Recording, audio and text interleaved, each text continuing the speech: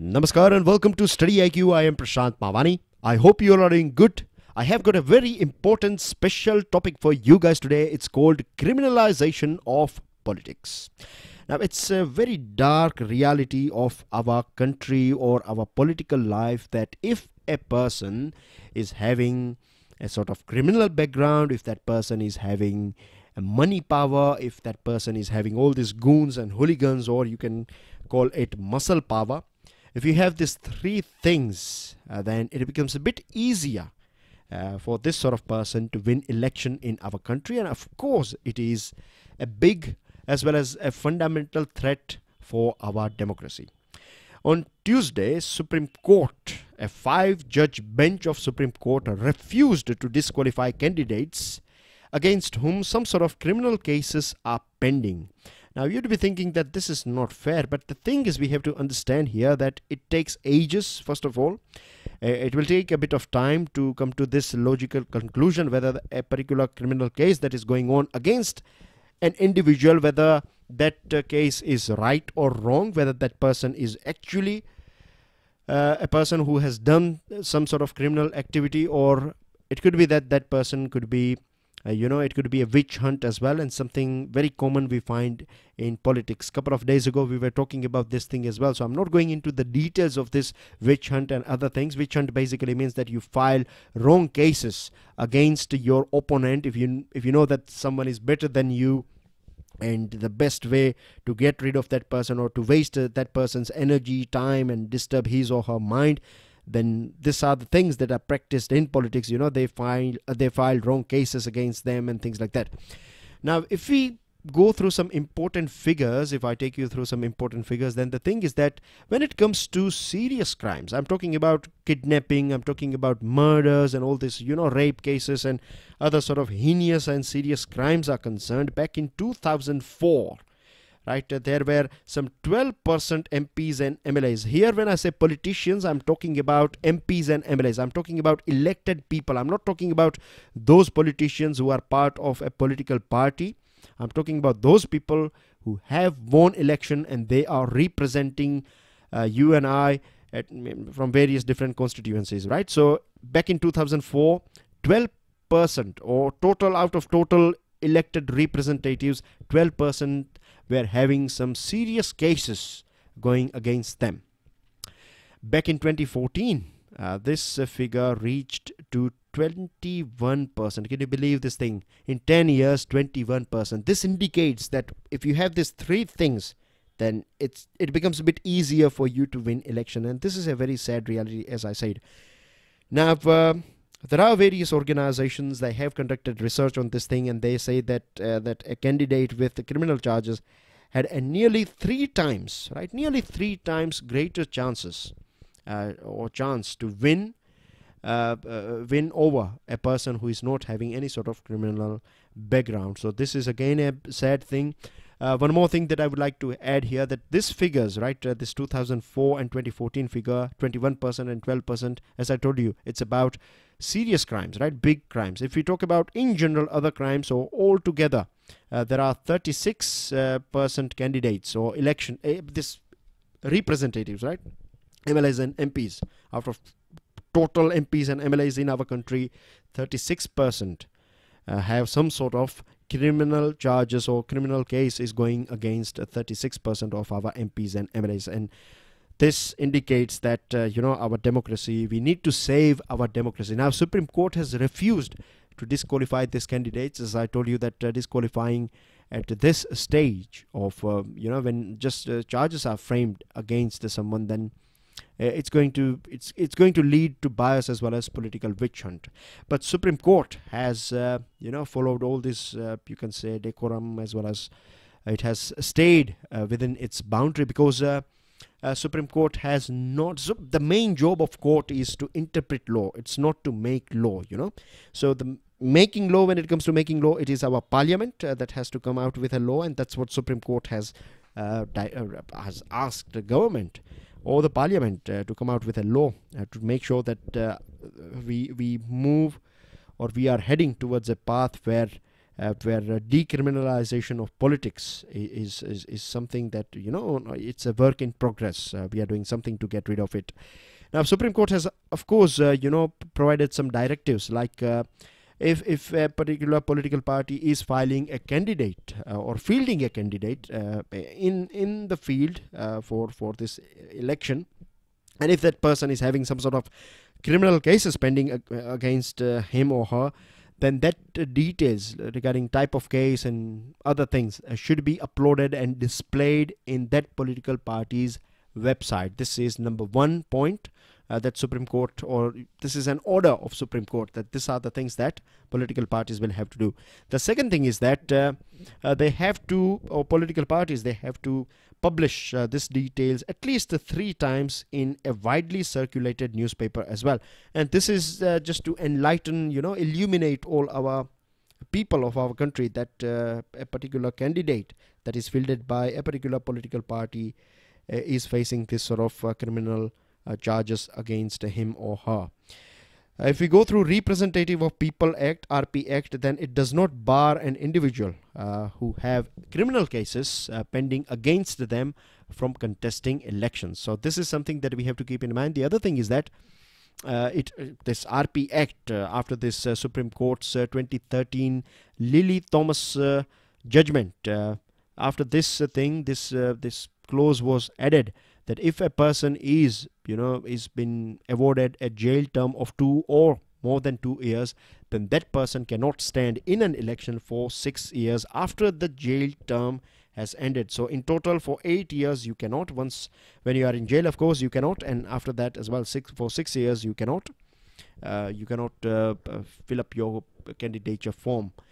And this thing has kept this Lalu Prasad Yadav as well as V.K. Sasikala out of this. They have basically, this people, and there are other people as well, they are disqualified. These convicts are disqualified from contesting an election. In 2014, Law Commission report said that this disqualification is not going to change anything, or it's not proving to be a big thing, because the big problem in our country is that this directives are not going to stop politicians, because what they do is, even if they have done something wrong, when they have this money power, when they have this muscle power, they are going to drag this case for years and years, isn't it? So by time things come to a logical conclusion, already we find that 15, 20, 25 years have already passed, and they have made a big fortune as well as they have made their political career. So it becomes even more difficult, to throw them behind the bars. So the only solution that we have, I believe, is fast-tracking cases against politicians. Everything should be sorted out in 1 year. This was said by Supreme Court as well earlier on. But the thing is, lack of infrastructure and other things are big hindrance when it comes to delivering this justice or coming to a logical conclusion. And the other thing that I find is that I strongly believe is a tool through which we can, get these political parties in line, is by generating this awareness. People's consciousness is one of the best tool. If we people stop supporting, if we people stop giving our votes to all those parties who are filing criminals and this sort of tainted politicians, then if we don't vote for them, then political parties as well, they will have no option. They have to file or field people who are good, who are not having any sort of criminal cases and things like that. So these are the two tools, and the reason why we have discussed this particular topic is because if you go back to your past papers, you will find that election or criminalization of politics and all these questions, you can expect direct, indirect questions based on this topic. Moving on to another item, dear friends, and before moving ahead, of course, I would like to let you know that our pen drive and tablet courses are available. To find out more about it, check out StudyIQ.com, and you can download the PDF of this lecture from my FB page and Twitter handle. Now, Supreme Court took one more important decision, that Supreme Court has declared that Aadhaar scheme is constitutionally valid. There is nothing wrong with Aadhaar. Of course, a couple of things have been struck down by Supreme Court, like you don't need to link your Aadhaar with your bank, you don't need to produce your Aadhaar number if you want to buy a SIM card, you don't need Aadhaar for school admission for your kids or your kids will not require an Aadhaar card if they want an admission, and also for various different exams as well. This has been considered as invalid by Supreme Court. Now, Aadhaar would remain mandatory for filing IT returns and allotment of permanent account, that is PAN number. The bench has also struck down this national security exception under this Aadhaar Targeted Delivery of Financial and Other Subsidies, Benefits and Services Act. So basically, if a person who is entitled to get benefits or subsidies from the government, and if that person is not having Aadhaar card, or for whatever reason authentication cannot be conducted for technical reason or for failure of Aadhaar system or anything, then that person, you cannot say no. Government cannot say no to that person. Government cannot refrain from giving this benefits to this person, or a person who is eligible to get these benefits from government. So this is something that Supreme Court has clarified. The other thing is Supreme Court has also said that the main purpose of Aadhaar is, or the Aadhaar, what Aadhaar is doing, it's a technological platform that is serving much bigger public interest, right? It is also looking after the dignity of an individual. At the same time, it is also looking after the whole community. So in this way, Supreme Court has appreciated Aadhaar. Supreme Court has also clarified this thing that there is nothing in Aadhaar that is violating this right to privacy. You know that right to privacy is our fundamental right as per Supreme Court's order, or you can say verdict of 2017. Back in August 2017, Supreme Court declared privacy as one of our fundamental rights. So Aadhaar is not breaching that thing. It's not violating this right to privacy of an individual. At the same time, Supreme Court has also said that you cannot give Aadhaar to illegal immigrants, and the finance minister has said that the benefits of Aadhaar are that we have saved some 90,000 crore rupees because of this Jam Trinity, that is Jan Dhan, Aadhaar and mobile. And he also said that at present 122 crore people in our country, they are holding this Aadhaar. So Aadhaar is safe now. Moving on to another item.